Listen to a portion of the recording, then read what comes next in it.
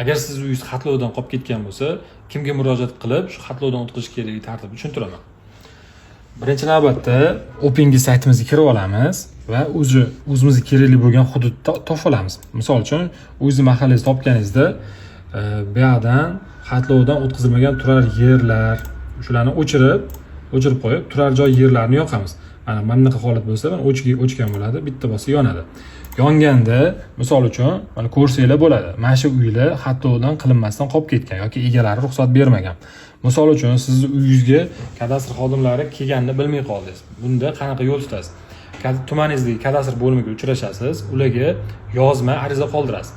Men palonchi 937-sonli qonun bo'yicha uyimni, palonchi manzilda joylashgan uyimni xatlovdan o'tkazib berishingizni so'rayman deb, amaliy yordam berishingizni so'rayman deb yozma ariza qoldirasiz. Arizangizga asosan kadastr xodimlari uyingizga kelib, abrish shakllantirib, xatlovdan o'tkazib ketishadi.